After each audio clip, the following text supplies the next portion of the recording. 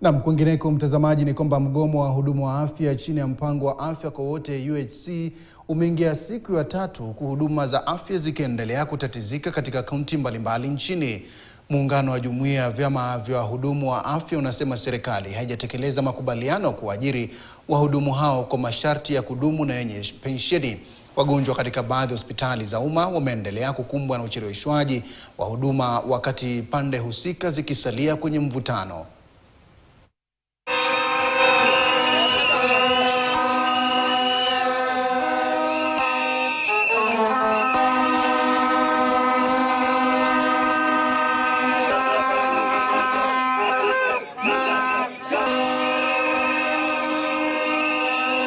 Katiba yetu Article 37 inatukubalia kama wananchi to peaceably, unarmed, to demonstrate and present petition to public offices. Na sisi tumekuja hapa kwa wizara na tuko na petition ambayo tungetaka kupatiana. Kwa hivyo tunaomba petition yetu iweze kuchukuliwa. Na ile petition ambayo tumeleta hapa leo, kama vile nilisema hapo, waziri ametutuma kwa magavana. Magavana wamejitokeza, wamesema wametukataa. Na tumekuwa tukiwafanyia kazi.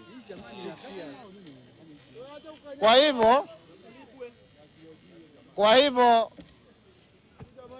vile sisi tunasema ni ya kwamba kwa sababu rais wetu mwenyewe aliweza akatoa directive na akasema tuwekwe kwa permanent and pensionable. Sisi tunamuomba waziri aweze kutuweka permanent and pensionable chini ya Ministry of Health. Na tukisalia katika suala hilo kwenye kaunti ya Kakamega, ni kwamba miungano ya wafanyakazi wa sekta ya afya katika kaunti ya Kakamega imeunga mkono mgomo ambao unaendelea nchini, ikishinikiza kwamba wafanyakazi walioajiriwa chini ya mpango wa UHC wapewe kandarasi za kudumu, kwa kitaka utekelezwaji wa makubaliano ya pamoja ya wafanyakazi na kuboresha pia kwa mazingira ya kazi.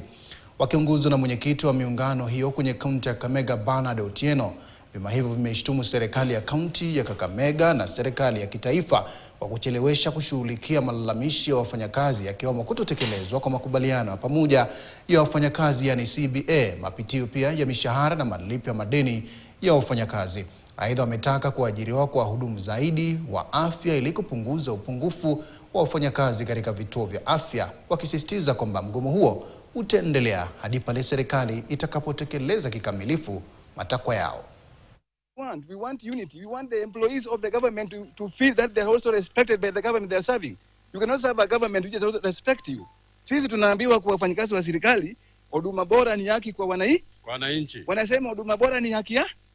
Lakini ikikuja kwa mfanyikazi wa serikali, huduma bora ni bahati yake. Tumegundua ya kwamba hawa wenzetu wanatusaidia kazi ambazo zote hata sisi tunazifanya. Lakini wakati inapokuja kwa masuala yao, hayachukuliwi seriously, and yet the services they are offering, they are equal to what we are also offering. We've further given them 14 days notice now for the strike. Nobody has even come to our attention. So we've decided that we pull out our people. Critical services and specialized services given by clinic officers in Kakamega County will not be there. All level 3, level 4, level 5 services given by clinic officers as from 20th of this month are not there. Nacho chama cha mawakili nchini LSK kimeanza kususia